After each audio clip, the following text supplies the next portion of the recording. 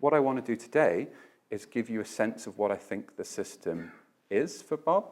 I did talk about this with him. I said, you know, hey man, you've got a system. This all fits together. And he just kind of deflected. He went, oh, that's lucky, you know. Lucky it would be embarrassing if it all kind of clashed. And then I also said, like, you know, this is interesting. Like, this is interesting stuff. It's interesting how you know, take bits from these various thinkers and you get some things from your system and so on and so forth. And I said, you should publish this. Like, write a book. You know, come up with a catchy title for it. You don't have to call it Bob's System. But come up with and kind of lay out the view. And he said, nah, no one would be interested in that.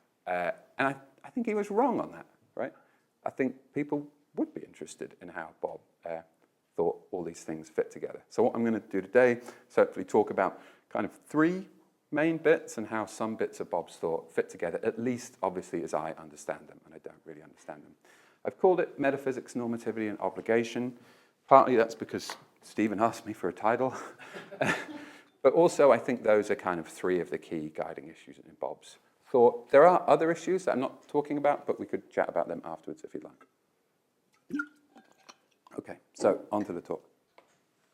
So it all begins with Hegel, suitably. Here's a picture from that What It's Like to Be a Philosopher interview. Stephen, do you know where that is, by the way? I think it's the Hegel House in Stuttgart. Stuttgart, Bamberg? Well, if we don't know, no one does. Oh, okay. I think it's Bamberg. Okay. Where he was an editor. Okay, cool. So this is young Bob paying a pilgrimage to Hegel. So I love this photo. Just zoom in. Right. So I didn't know Bob as a young man, but I know that guy, right? I absolutely know that guy. I recognize that enthusiasm, that joy, that bloody infectious energy for philosophy. I really recognize that, and it was delightful to see. So it invites a question. What was he so excited about, right, with Hegel? Well, he thinks he's discovered the structure of the object, and that's quite exciting for him. So the talk in his system begins with his first work based on his PhD at Cambridge. This book, Kant, Hegel, and the Structure of the Object. In short, Bob thinks Kant's got things wrong. That's going to be a recurring theme. And that Hegel has hit upon what the structure of the object is. So, a few simple things about this. Obviously, this talk is going to be quite zoomed out because I want to get kind of everything into picture, but we can go into this stuff in more depth. So, one obvious thing about this book is it's very much a work of metaphysics. Bob's Hegel is a metaphysical Hegelian, unashamedly so. Other people looking to revive Hegel at a similar time were famously insisting he's not doing metaphysics or whatever, but that's not Bob's approach. Hegel's a metaphysician, and he's also a realist. This, again, is pretty straightforward. I mean, I think it's basically just a kind of Aristotelianism in a certain way. So it's a kind of conceptual realism. There are, kind of crudely put, natural kinds that exist in the world independently of anything to do with our desires or how we want to carve it up. So, there are horses out there, and there are roses out there, and they exist independently of anything to kind of do with us. I hope that some of you had the pleasure to argue with Bob about realism. Again, absolute joy. When I came to Sheffield, I was tempted by anti-realism, and Bob had this sophisticated series of elaborate arguments. No, he didn't. He had one move, and he just ran it relentlessly until you yielded. And he would just run the Euthyphro dilemma until you went, yeah, you're probably right.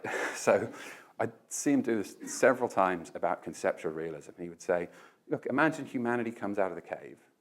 Are there better, we've got to somehow make sense of the world. Are there better or worse ways than coming up with concepts independently of anything to do with us, right? And our desires and all sorts. Independently of our purposes, are there better or worse ways of carving up the world? And he thinks, well, if you say no, that's crazy, right? It's an amorphous blob. But if you say yes, then you're basically a realist. You're admitting there's some kind of structure to the world, and there's better or worse ways our concepts can match up with us. So yeah, he would run this Euthyphro dilemma relentlessly. He'd do it for both metaphysics, but also for ethics. He was, again, an unashamed realist. It's interesting in that What It's Like to Be a Philosopher piece, he talks about his education at Cambridge and how he sat in on Anscombe's lectures and that he didn't really understand them, but that she just spent the whole time relentlessly going over the Euthyphro dilemma. So yeah, I wonder if that made a bit of an impression. Okay, so fair enough. To work in metaphysics, it's a conceptual realism. We should build on this as we go. How does that relate to the structure of the object? Well, in this work and his PhD, Bob hits upon one of his favorite concepts, which is the concrete universal, right? So Bob had a nice way of putting it to me where he said something like, basically everyone who works on Hegel usually has one idea that they think is the key to the whole system, and they think that's ultimately what Hegel's aiming at, but it also unlocks understanding the whole thing, and it also explains how the whole thing progresses. He'd say for some people that's recognition, that's ultimately where you end up. For other people it's determinate negation or whatever, and that for him it's the concrete universal. Really that's what's doing the work. And you can see that in his wonderful guidebook to the phenomenology of spirit, where basically, get into the details in a minute, but basically he thinks everyone's failed to properly understand how universality, individuality, and particularity relate. Because everyone's kind of got that wrong, they're unhelpfully oscillating between these three things, and that leads to a kind of the development of thought, which gets us up to Hegel's time. So the concrete universal is kind of on the page in that guidebook, but he thinks that's what's driving you through the phenomenology, and that's what Hegel's key insight was for Bob. So what is the concrete universal? Well, that takes us to this picture, which hopefully explains everything to you, and there'll be no questions. So, yeah, this is one of Bob's favorite illustrations. It's a shame that you've got me trying to explain this. Like I said, on the when we used to go running, how he'd run rings around me. That would happen if we tried to discuss metaphysics too. Like I don't really understand this, but I'll give it a go. So basically, this is the template is an optical illusion called the impossible trident, and then Leonard found this on social media by asking around. But for an illustrated guide to Hegel that was put out, I think in the late 20th century, someone had drawn this to explain something. So it exists. Bob found it online and loved it. So what's the idea? Well, the idea is that these three things, universality, individuality, and particularity, are interdependent concepts. So again, Bob would make this clear. He'd say, think of cause and effect, right? They're kind of interdependent concepts. It doesn't really make sense to think of them in isolation. If you've got a cause, you've got an effect. If you've got an effect, you've got a cause. They're just kind of interdependent concepts. And he thinks, likewise, universality, individuality, and particularity are interdependent concepts. If you've got one, you've got the other two, right? And so why this scary, kind of weird-looking diagram? Well, I think the thought is that we kind of struggle to think in those terms. We like to think that one of these things might have priority. So we might like to think individuals, that's what's real, right? What really fundamentally exists is individuals. And then we kind of apply universals to them. But that's illusory, because to actually think through what an individual actually involves the kind of other two. But it kind of, individuals, they have this kind of like illusory sense of stability or independence, like these poles, right? You might think that's what really exists, but actually it doesn't. Hence why I think you like this picture and the kind of semi-paradoxical nature of it.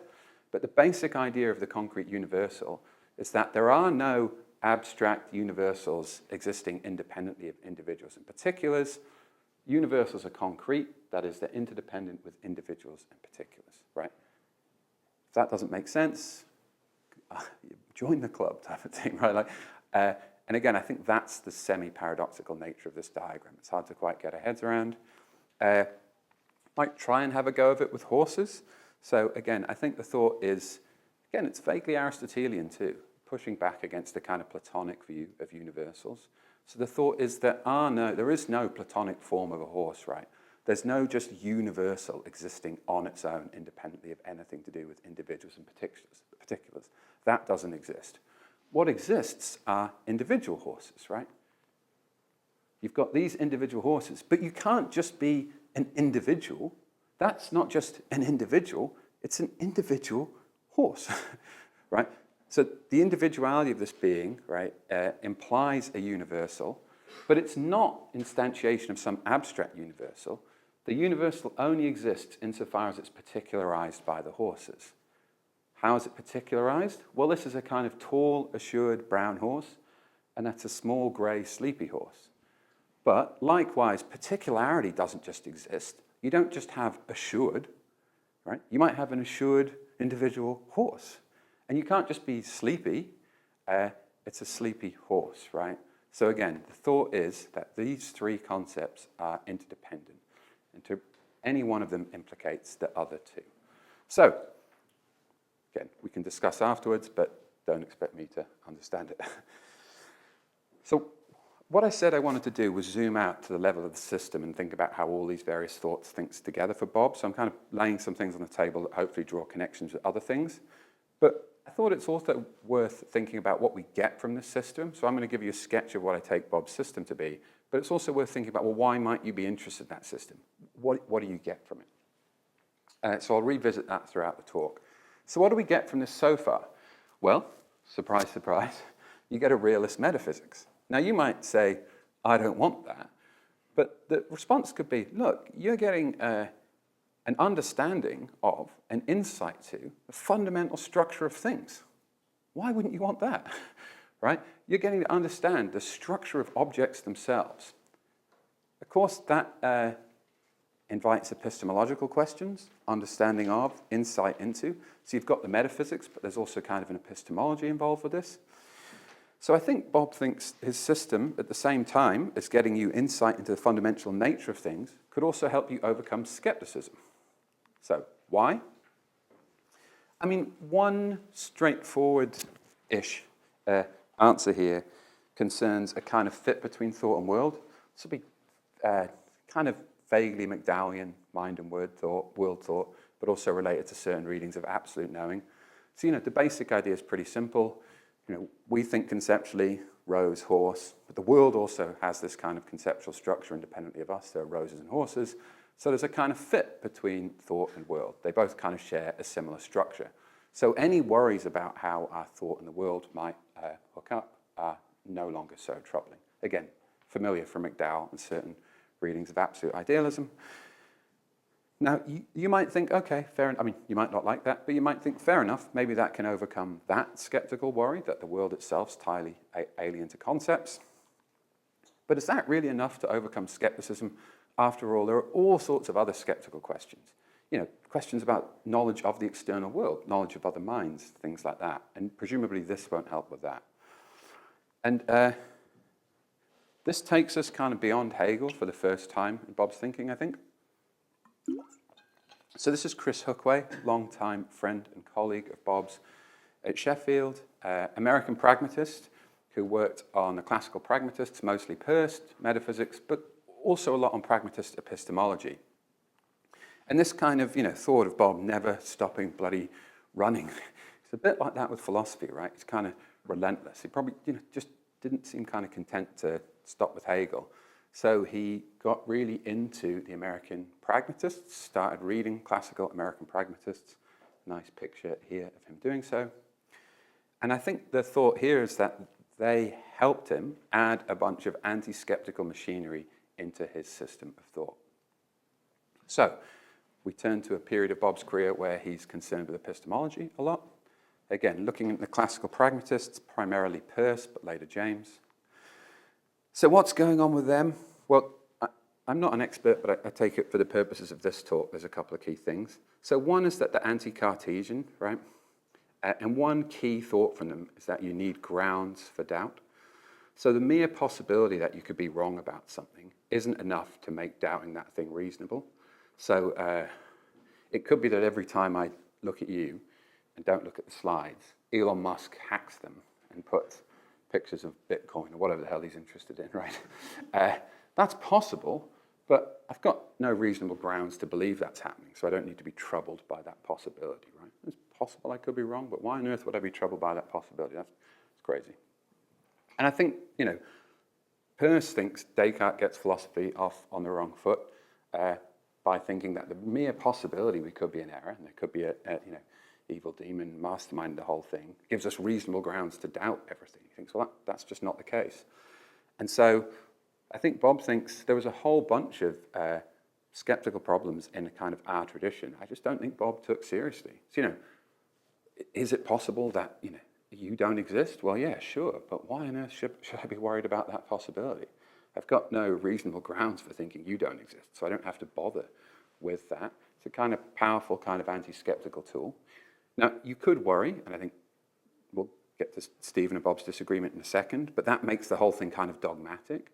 But Bob would say, no, it's not dogmatic, because, you know, if there's a reasonable grounds, then you take them seriously. So if you come to me and say, look, I've been thinking, and I've got really good grounds to think no one else exists, then we'll look into it and think, you know, okay, let's see what the case is. Lo and behold, it turns out the case is pretty flimsy, so we don't really have reasonable grounds for doubt. So it's not necessarily dogmatic, it's just you need reasonable grounds for doubt. And it turns out a lot of kind of problems in philosophy don't have those. So you've got additional anti-skeptical machinery in Bob's system that he gets from the classical pragmatists.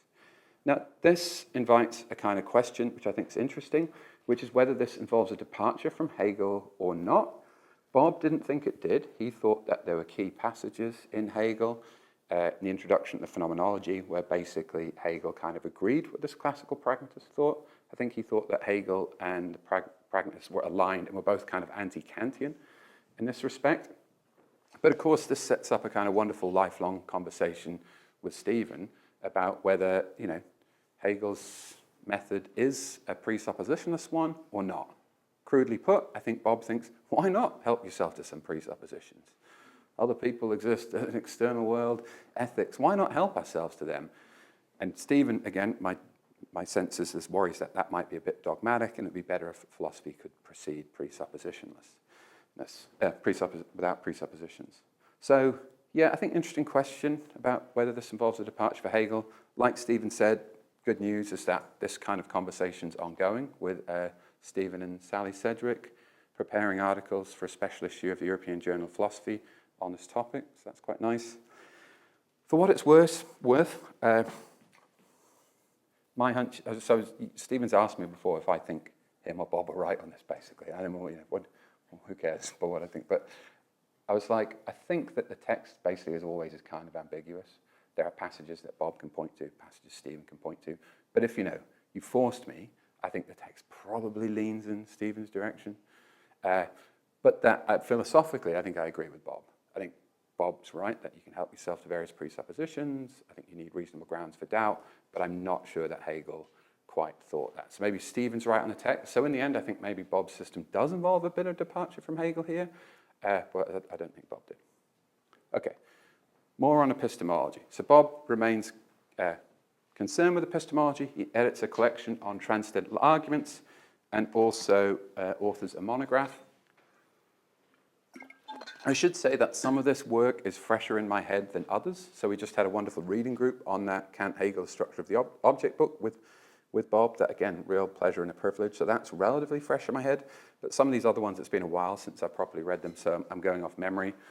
So this is a sketchier part of the talk, but this is my impression that I got of transcendental arguments from Bob. So my hunch is that in the end, he thinks they're a bit of a red herring and that they don't really work. Part of why I think that is I was trying to make various ones work during my PhD, and he was always like, why are you doing this? Right? Now, I don't think that was a priori. I think he really tried to make them work for this book. I mean, he said that. He really tried to make them work. You know, again, in our tradition, some of the kind of more esteemed bits of it might be trying to make a transcendental argument work. So I think he went for this book. Can you prove that other minds or the external world exists? And I just think in the end it thought it just, none of them really actually worked. But he didn't go into it thinking they wouldn't work. He was trying to get them to work. So why don't they work? Well, my hunch is that for Bob, that they're kind of too Kantian, right? What does that mean? In the end, they're kind of too concerned with us, how we must view things, how we must conceive things, so on and so forth. It's all kind of too subjective. It's to do with the structure of our thoughts, right? Too concerned with us. They're not realist enough. They're not getting to the structure of reality as it exists independently of us, and they're not metaphysical enough. Remember, right, in his kind of formative work, his PhD thesis, Bob thinks that Hegel's hit upon the structure of objects themselves. If you've hit upon that, that's freaking exciting, right? And if you've hit upon that, why settle for second best, how we must perceive things, right? Metaphysics, if it works and when it works, can get at the structure of things in themselves. So why go transcendental? He would also say, and he's got a nice paper in the Kantian Review, making a kind of a similar point, But there he says that, part of the promise of the transcendental turn from Kant is this kind of nice rhetorical strategy, where Kant says, hey, look, we've had metaphysics for centuries, and it's never got us anywhere, so let's go transcendental. And Bob would say, but how did that work out? Well, it didn't solve anything, did it? It's not like philosophy got solved in the end of the 18th century. We're still going around in the same circle. You go transcendental, you still end up going around in the same bloody circles as we used to. Plus, you've got additional problems, is that, you've got all the issues that arise with transcendental arguments. So I think in the end he thought it was a little bit of a red herring. Okay, so zooming out, again, what do we get from this system? Realist metaphysics. You also get to overcome skepticism, both through the fit between mind and world, but the addition of these kind of classical pragmatist, anti-skeptical machinery. You get something else as well, which is that you get normativity. So how do you get normativity in this? Again, I think it's pretty straightforward. So this is there in Bob's first work. And it's just a form, I think, again, it's basically just kind of a form of Aristotelianism. There's a kind of normativity of natural kinds or a perfectionism. He liked the phrase post-Kantian perfectionism, which he got from Douglas McGack, but I'm not sure actually how much post-Kantian there is in it. I think it's pretty close to a straightforward kind of perfectionism. So, type of examples he might use are, it's good for a horse to stretch its legs and drink water. It's good for a rose to have water. He would also, say he has students in his office and he'd show them 2 plants, say which one of these plants is doing better. And one, would be healthy and kind of flourishing, the other's withering. They'd say that one. He says, well, yeah, obviously. So I think his thought was that the structure of things themselves are just kind of laden with a normativity. Right? Again, a kind of normativity of natural kinds or a perfectionism.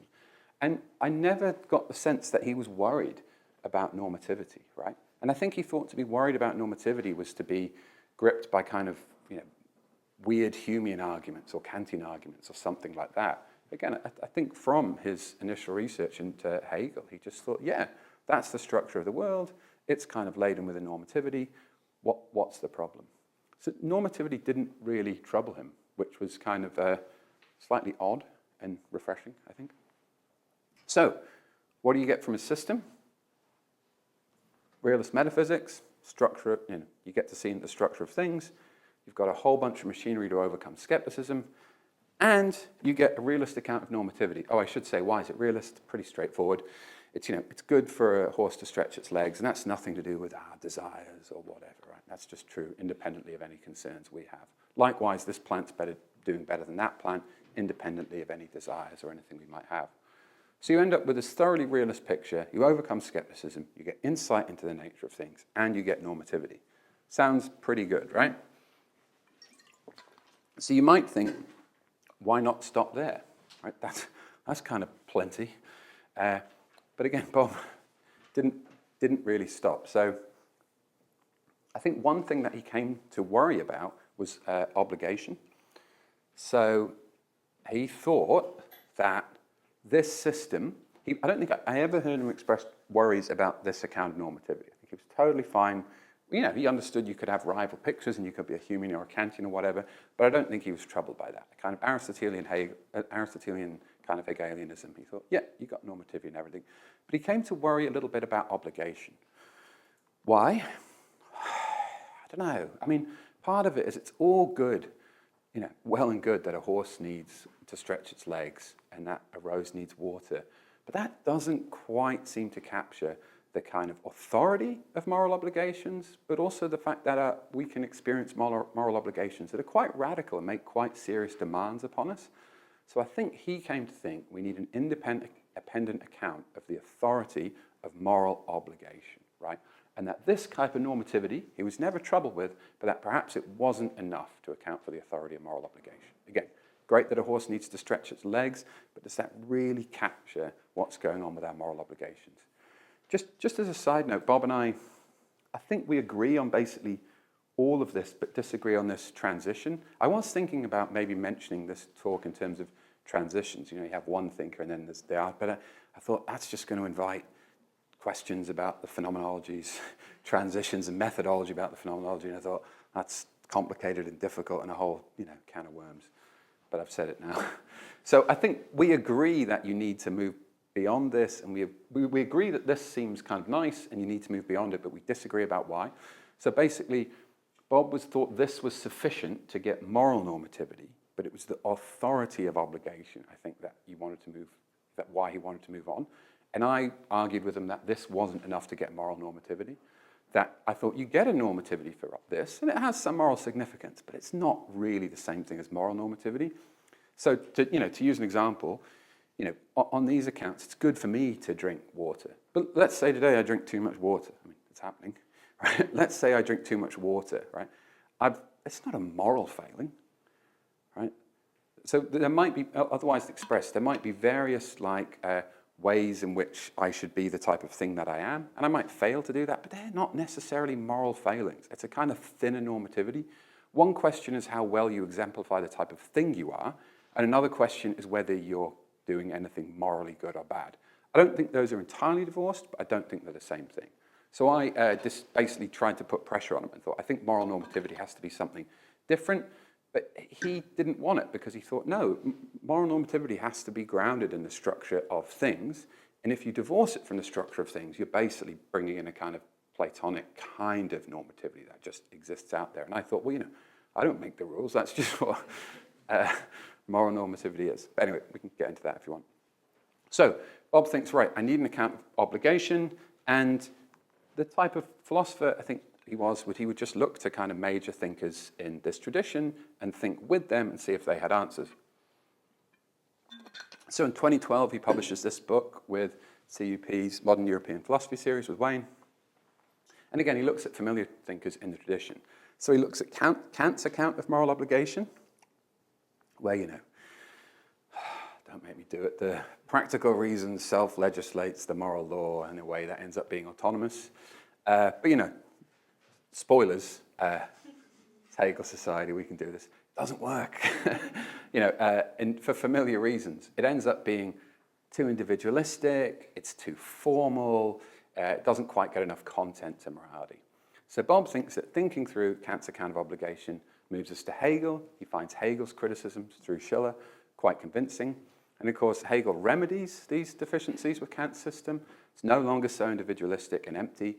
It's contentful, and it's, there's content in the picture, and it's a lot more social obligation. But he comes to be dissatisfied with that too. I mean, basically, he buys Kierkegaard's criticisms of Hegel, which is that he thinks it fails to quite capture the radical form that our moral obligations can take. It leaves moral obligation a little bit just too much a question of how we do things around here, right? Perhaps too kind of conservative. The kind of familiar Kierkegaardian worries about moral obligation, I think Bob found quite convincing. So he thought, well, Kierkegaard, then the book moves to Kierkegaard. Kierkegaard captures those aspects of moral obligation by bringing in a divine authority. So it's no longer just a question of how we do things around here. Can capture the really radical form that our moral obligations can take and the radical nature of them. But he ended up worrying about that. Why the hell's God in the picture? And, he thought, God has to play some role, but then our kind of obligations aren't really to ourselves or each other. There's kind of worries about heteronomy in the picture. So he thought that thinking through Kierkegaard took you back to Kant, where it was actually helpful to think of us giving ourselves the moral law and a real emphasis on the autonomy involved in moral obligations. So he ends the book kind of going around in a circle. So Bob was working on this when I first met him, and oh, what are you working on? Oh, it's a book on moral obligation. Oh, cool, I look forward to seeing how it comes out. Oh, how did it come out? Well, I ended up going around in a circle. So, better luck next time. But I've come to think there's something quite impressive about this. I don't think he wanted to end up going around in a circle. I think, and again, Hegel society, we can admit it. Wouldn't you be tempted to fudge it a little bit? Wouldn't you be tempted to just pick your favorite and stop there? And, familiar moves, say, well, actually, Hegel can capture some quite radical sense of obligation because we can really fail to live up to the standards of our society or so on and so forth. And then you push back against Kierkegaard's criticism and kind of end up there. And you think part of him must have been tempted to do this. I mean, he loved Hegel. He must have, he would have loved it if Hegel had turned out to come out of this book on top. But I think he genuinely thought, no, Kierkegaard's criticisms are convincing, but it doesn't work either. So he was just I think, genuinely left thinking, I don't know, it kind of goes round in a circle. I think there's something kind of, really intellectually kind of honest to that, which I appreciate. So that takes us to kind of our next transition, where Lergstrup enters the picture, right? So in Lergstrup, Bob finds a unique account of obligation. And thankfully, so I gave a very short version of this at, the retirement event in Sheffield. And again, it's hard because I'm kind of, thinking, part of it is this is what I remember in conversations with Bob, but it's kind of my own words, and so I'm trying to remember and get it right, and obviously at the bits I've got wrong. So I put forward this view about Lergstrup gets you out of the aporia, and, was discussing it and arguing it with people. And then I went away and read some Bob, and I was like, oh, he says this exact thing twice. So I'm like, well, thank God. So he says it in the preface to the Lergstrup book, which is really wonderful and worth reading. I mean, the whole book, but especially the preface. I think it's quite nice of his account of how he comes to Lergstrup. But he also says it in that interview about what it's like to be a philosopher. So I've taken that one because it's a bit more kind of accessible. So here's what he says. What particularly interests me about Lergstrup is that he seemed to resolve the aporia in ethics that I put forward in my previous book. Lergstrup now struck me as an additional fourth thinker who conceives in ethics in a way that gets over the difficulties faced by these other three. For unlike them, he explains our ethical obligations to others without any appeal to the authority of reason, interpersonal authority, or divine authority. Instead, Lergstrup argues that we're required to act simply by virtue of having power over other people, which makes them vulnerable to us and so requires us to respond to them with care or love. So this is really nice, and here we get a kind of unique account of moral obligation. I mean, there's a lot to say here. So basically there's this phrase that Lergstrup borrows from Luther, which is that we're kind of daily bread in each other's lives. And Bob had some really nice accounts of this, but I just think this is true, right? So, I mean, the basic thought is we're kind of interdependent beings that are all vulnerable to each other, and due to that vulnerability, we all have power over each other, and because of that, we should respond with care and love to each other. I mean, think of really simple examples, like, you come in here today, and you see someone you've not seen in ages, and you go, oh, hey, and imagine they go, pff, and blank you, and turn off. I mean, you're just gonna, you know what I mean? That's your day gone, or at least the next couple of hours. Like, God, did I say something? What's up? We're just kind of vulnerable to each other, right? Other people have this power over us, and that means we ought to treat each other with care and love. And you can see, and this can basically involve quite radical demands. You can see it on this kind of beautiful cover, right? Persons, I mean, there's all the kind of Good Samaritan stuff here as well. Persons struggling, is vulnerable, you have a duty of care or love given that. Okay. So let's talk a little bit about Lergstrup and then so I'll talk a little bit about Lergstrup and then I'll end by trying to think about how Lergstrup and Hegel might fit together or come apart. So Lergstrup, he's got a unique account of obligation. It's quite a radical demand. So again, don't want to get into all that. There's various aspects of it, but take it on authority that the nature of these demands can be quite radical on Lergstrup's account. They often come about or can come about through a kind of encounter with this other individual, an encounter with someone else who's kind of vulnerable to you and you have power over them. Again, captured by the cover. I've worried a little bit about putting it that way because it makes it sound quite Levinasian. There are connections between Lergstrup and Levinas. Bob, I think, edited a special issue of the Monist on this, how they kind of agree and come apart, and he discusses it in the book as well. But I kind of think there's something to that. So you've got this kind of encounter with another vulnerable individual who you have power over, to whom you have to respond with love and care. But that's not the be-all and end-all of obligation, right? There's still room in Lergstrup's picture for rules and for the universal. So again, if any of you had the pleasure of seeing Bob present on this in his Lergstrup phase, which was a wonderful phase, you might have seen him explain it with this. So Pink Floyd's Dark Side of the Moon, another thing close to my heart. So I think his thought was like, the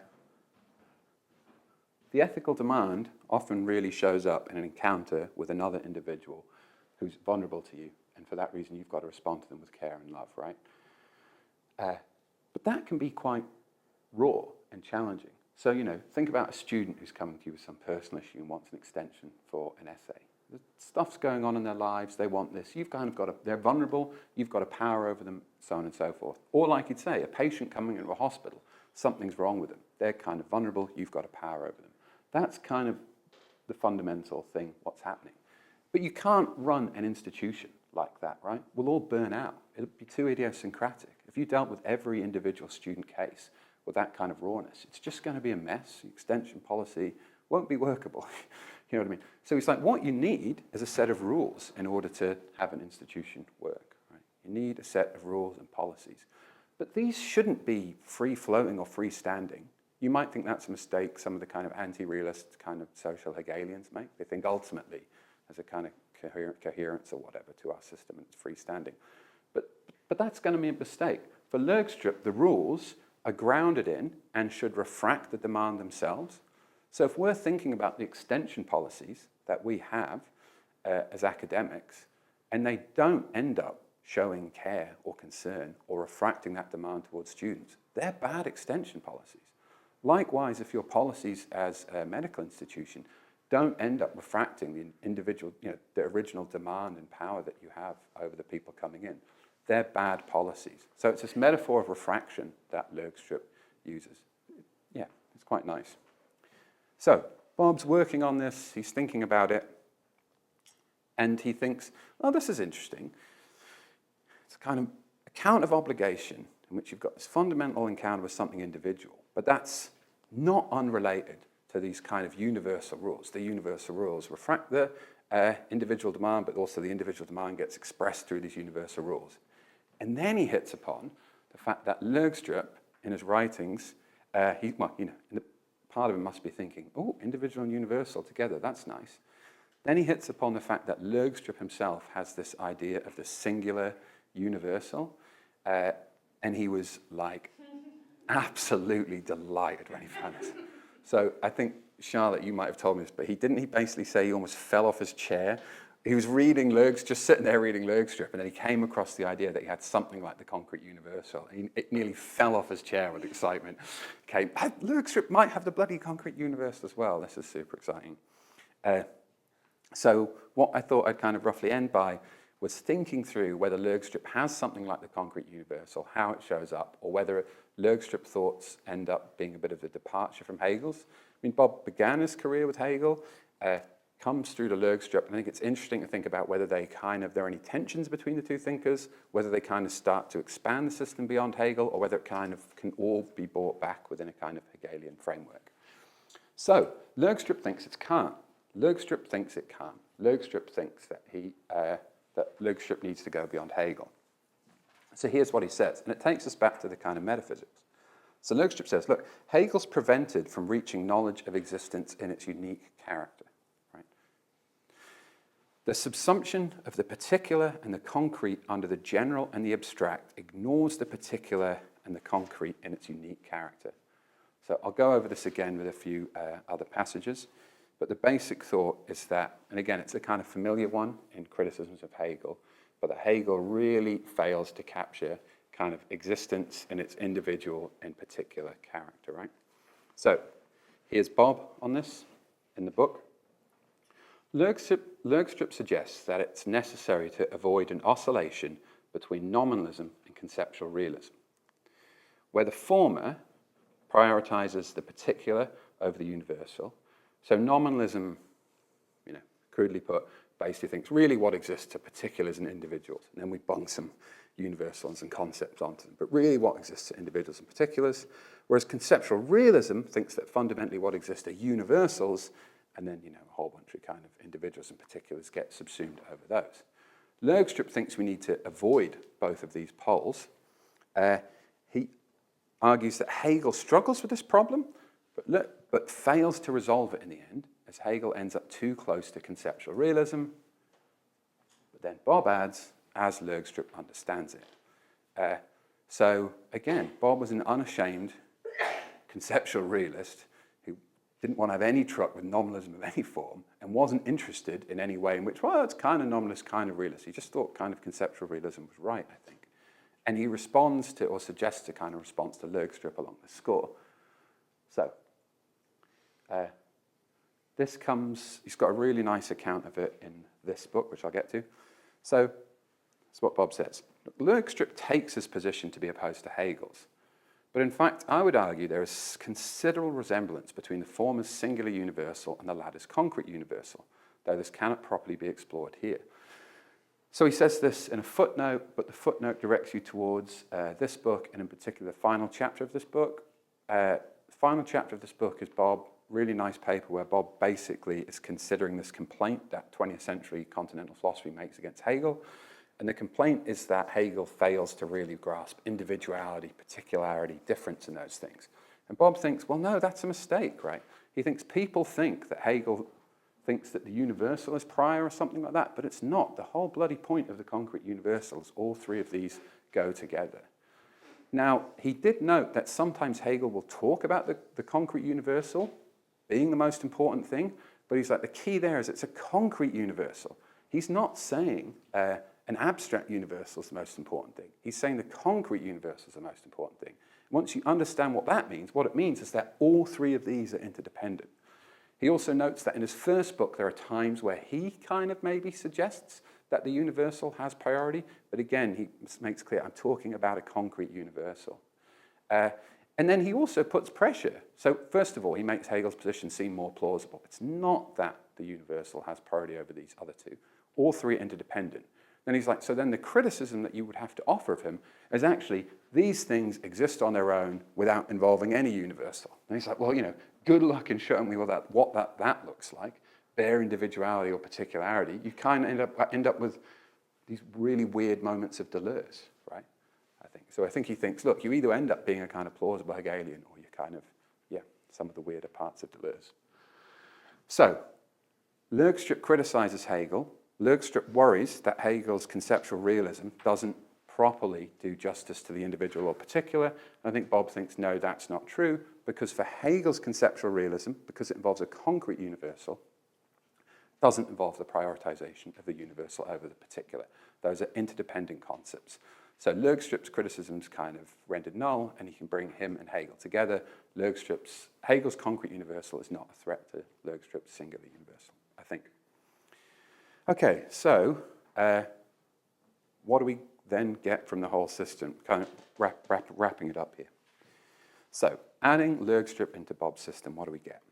Well, we get this unique account of obligation, can capture the radical demands that we have towards, the radical form our moral obligations can take.